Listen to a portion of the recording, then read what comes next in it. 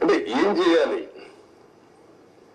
నేను మిమ్మల్ని అడిగేదంటే మీరు అందరూ కూడా చర్చ చేయాలి, ప్రజలు కూడా చర్చ చేయమని చెప్పాలి.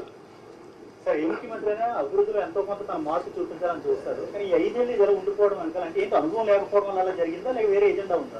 అజెండా కాదు, అజం, మూర్ఖత్వం, అజం, ఏమీ తెలియకపోయినా ఇష్టానుసారంగా బిహేవ్ చేయడం, ఒక పద్ధతైన రాజకీయాలు చేయడం. అందుకే చెప్పాను, రాజకీయాల్లో ఉండదగ్గన వ్యక్తి కాదు, ఎలాంటి వ్యక్తులు రాజకీయాల్లో ఉండకూడదో అలాంటి వ్యక్తి కేస్ స్టడీ ఇది.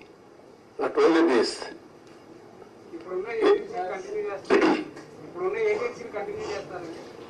ఏజెన్సీ కర్దేవుడు. ఫస్ట్ ఆఫ్ ఆల్ ఏంటిది, ఈ 2 రోజులు మీరు ఆలోచించాల్సింది. తర్వాత ఏజెన్సీ కథ. నేను కూడా ఏజెన్సీ మార్చేస్తా ఎంత నా దగ్గర అధికారం ఉంది, ఒక నిమిషమే. కానీ అది కాదు కదా, ఎట్లా మీరు కూడా ఆ రోజు కూడా ఎవరు మీరు మాట్లాడలా, మీకు భయం, అది వేరే విషయం. నేను మిమ్మల్ని తప్పడం లేదు, అందరినీ భయభ్రాంతం చేసి ఇప్పుడిప్పుడే నేను మీ ముఖాల్లో కొంచెం నవ్వు ఏదో మాట్లాడతామనే ధైర్యం అవన్నీ వచ్చాయి. ఒక్క వ్యక్తి కానీ ఏమండి మిమ్మల్ని కాదు నన్ను కూడా అనలేదు. నేను ప్రాజెక్టు కట్టిన ఇక్కడికి వచ్చి చూస్తానంటే రాకూడదని ఇక్కడే అప్పగించారు కదా, మీరున్నారు సాక్షి మీరే కదా. ఈవినింగ్ నేను అంత మునుపంతా ప్రజలందరూ రాష్ట్ర ప్రజానీకాన్ని రమ్మని చూపించాం, ప్రౌఢ కింద ప్రైవేట్ బస్సులు పెట్టి చేయించాం, భోజనం పెట్టి చూపించాం. ఎందుకు, ఇది ప్రజల ప్రాజెక్ట్, ఇది అప్పుడు వచ్చారు. రైనీ సీజన్ మళ్ళీ స్టార్ట్ అవుతుంది, ఫర్దర్ డ్యామేజ్ అవ్వకుండా ప్రివెంటివ్ స్టెప్స్ చేసుకునే అవకాశం ఉందంట. అది కూడా చూడాలి ఎంతవరకు అవకాశం ఉంది. ఇప్పుడు నీళ్లు రావు ఫర్దర్ డ్యామేజ్ కావడానికి, ఎందుకంటే స్వీపేజ్ లో వస్తాయి. ముందు వచ్చినంత ఫోర్స్ మొత్తం నీళ్లలో వచ్చేసాయి కదా, ఆ నీళ్లన్నీ వచ్చి డయాఫామ్ వాల్ మీద పడి సుడిగా ఎక్కడికక్కడ కిందన పైన సుడి తిరిగేసి మొత్తం కొట్టేసింది. Sir sir sir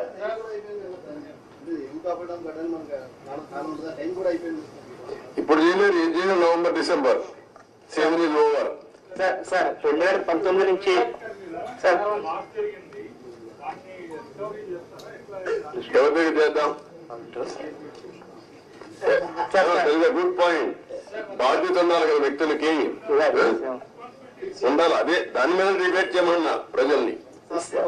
sir CM గారు గత ప్రభుత్వంలో ముఖ్యమంత్రి గారు ఒక రకంగాను, ఒక మంత్రి అనిల్ గారు ఒక రకంగాను, ఇంకో మంత్రి ఏమో వేగంగాను పోలవరం దీని గురించి ఇచ్చేశారు. మనకి దాని డిఫరెన్స్ గా ఏం చేయబోతుంది అంటే ఇప్పుడు ఏం చేయాలని నేను అడుగుతాను మిమ్మల్ని. నేనేం చేయాలని నేను కూడా ఇంకా అధ్యయనం చేస్తున్నా. ఈ రోజు ఒక మాట చెప్పి రేపు ఒక మాట చెప్పి డయాఫామ్ అంటే అది ఎక్కడ కనపడలేదు నాకంటే.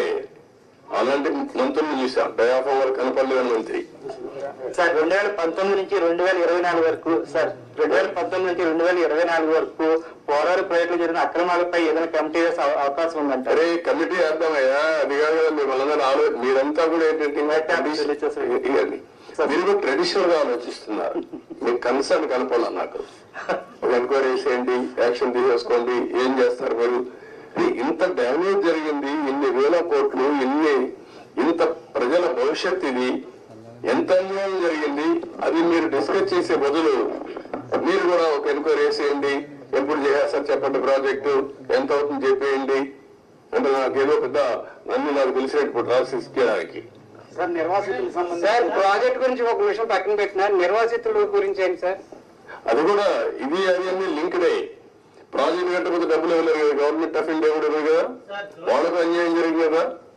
రోజు రోజు పెరిగిపోతుంది ఖర్చు కూడా. మళ్ళీ ఇప్పుడు వాళ్ళకి అప్పుడే కానీ ఇచ్చుంటే తక్కువ అమౌంట్ అయ్యేది. రోజు రోజు అమౌంట్ పెరిగింది, R&R పెరుగుతా ఉంది, ల్యాండ్ ఎక్విజిషన్ పెరుగుతా ఉంది.